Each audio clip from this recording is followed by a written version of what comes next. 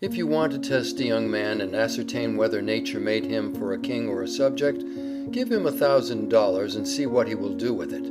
If he is born to conquer and command, he will put it quietly away till he is ready to use it as opportunity offers.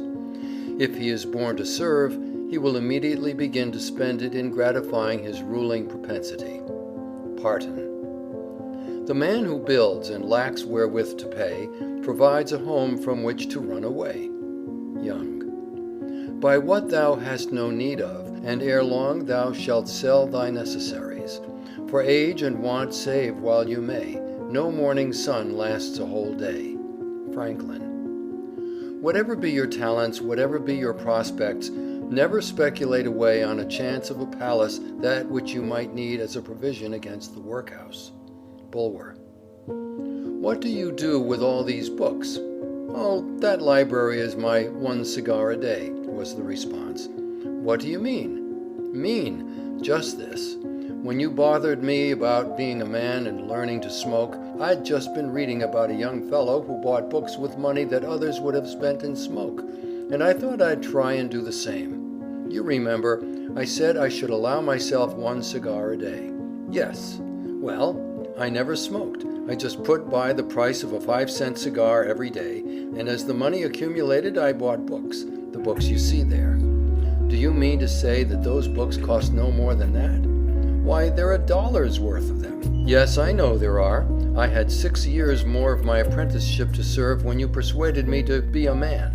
I put by the money I have told you of, which of course at 5 cents a day amounted to $18.25 a year, or $109.50 in 6 years. I keep those books by themselves as a result of my apprenticeship cigar money, and if you'd done as I did, you would by this time have saved many, many more dollars than that and been in business besides. If a man will begin at the age of 20 and lay by 26 cents every working day, investing at 7% compound interest, he will have $32,000 when he is 70 years old. 20 cents a day is no unusual expenditure for beer or cigars, yet in 50 years it would easily amount to $20,000. Even a saving of $1 a week from the date of one's majority would give him $1,000 for each of the last 10 of the allotted years of life. What maintains one vice would bring up 2 children. Who does not feel honored by his relationship to Dr. Franklin, whether as a townsman or a countryman, or even as belonging to the same race? Who does not feel a sort of personal complacency in that frugality of his youth which laid the foundation for so much competence and generosity in his mature age? In that wise discrimination of his outlays, which held the culture of the soul in absolute supremacy over the pleasures of the sense, and in that consummate mastership of the great art of living, which has carried his practical wisdom into every cottage in Christendom, and made his name immortal? And yet, how few there are among us who would not disparage, nay, ridicule and contemn a young man who should follow Franklin's example. Washington examined the minutest expenditures of his family, even when President of the United States. He understood that without economy none can be rich, and with it none need be poor. Napoleon examined his domestic bills himself, detected overcharges and errors. Unfortunately, Congress can pass no law that will remedy the vice of living beyond one's means. We are ruined, says Colton, not by what we really want, but by what we think we do. Therefore, never go abroad in search of your wants. If they be real wants, they will come home in search of you. For he that buys what he does not want will soon want what he cannot buy. I hope that there will not be another sale, exclaimed Horace Walpole, for I have not an inch of room nor a farthing left. A woman once bought an old door plate with Thompson on it because she thought it might come in handy sometime. The habit of buying what you don't need because it is cheap encourages extravagance. Many have been ruined by buying good pennyworths. Barnum tells the story of one of his acquaintances whose wife would have a new and elegant sofa, which in the end cost him $30,000. When the sofa reached the house, it was found necessary to get chairs to match, then sideboards, carpets, and tables to correspond with them, and so on through the entire stock of furniture, when at last it was found that the house itself was quite too small and old-fashioned for the furniture, and a new one was built to correspond with the sofa and etc.s. Thus, added my friend, running up an outlay of $30,000 caused by that single sofa, and saddling on me in the shape of servants, equipage, and the necessary expenses attendant on keeping up a fine establishment, a yearly outlay of $11,000, and a habit of extravagance which was a constant menace to my prosperity. Cicero said, "Not to have a mania for buying is to possess a revenue." Many are carried away by the habit of bargain buying. Here's something wonderfully cheap, let's buy it. Have you any use for it? No, not at present, but it is sure to come in useful sometime. Annual income, says Micawber, £20 annual expenditure, 19.6 result happiness. Annual income, £20 annual expenditure, £20 ought and 6 result misery. Hunger, rags, cold, hard work, contempt, suspicion, unjust reproach are disagreeable, says Horace Greeley, but debt is infinitely worse than them all. If I had but 50 cents a week to live on, said Greeley, I'd buy a peck of corn and parch it before I'd owe any man $1.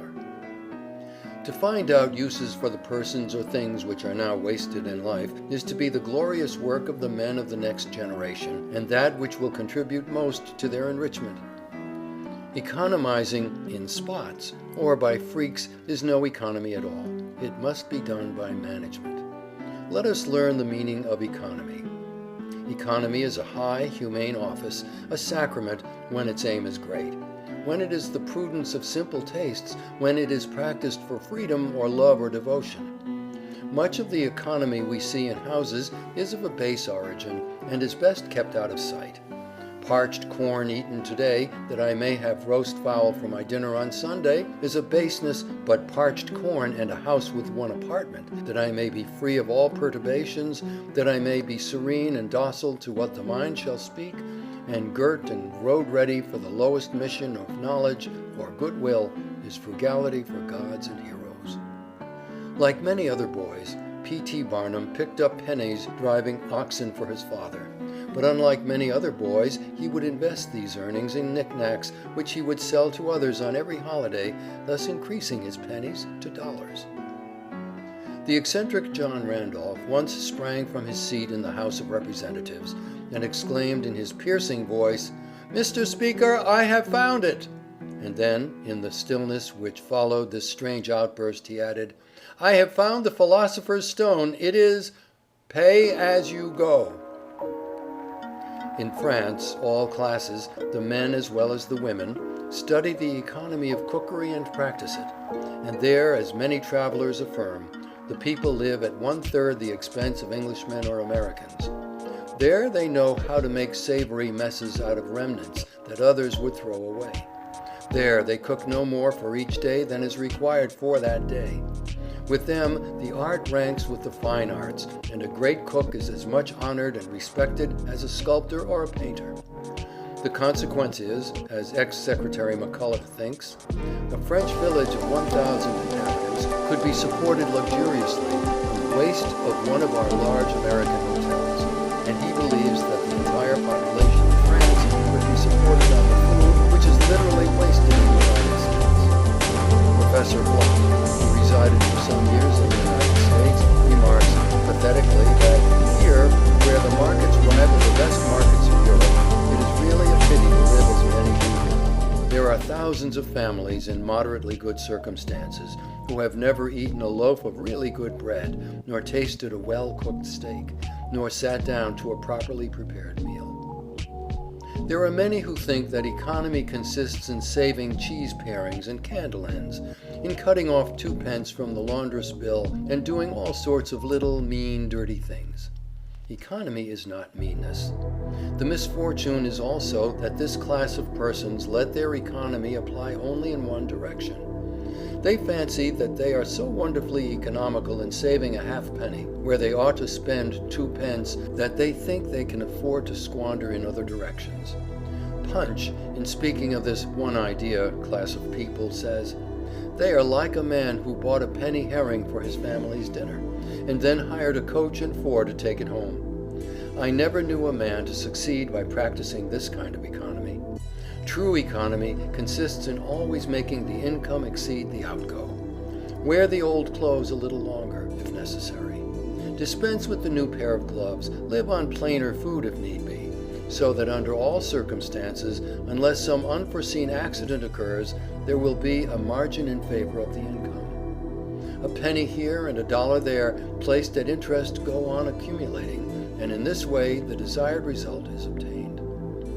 I wish I could write all across the sky in letters of gold, says Reverend William Marsh, the one word, savings bank.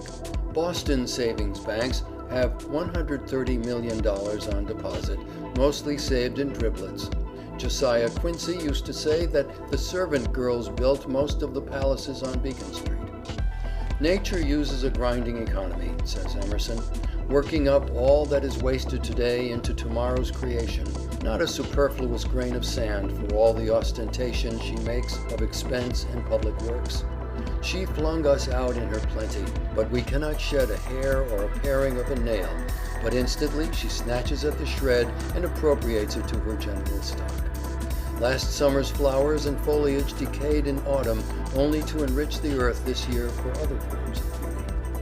Nature will not even wait for our friends to see us unless we die at home. The moment the breath has left the body, she begins to take us to pieces, that the parts may be used again for other creations. So apportion your wants that your means may exceed them, says Bulwer. With £100 a year, I may need no man's help.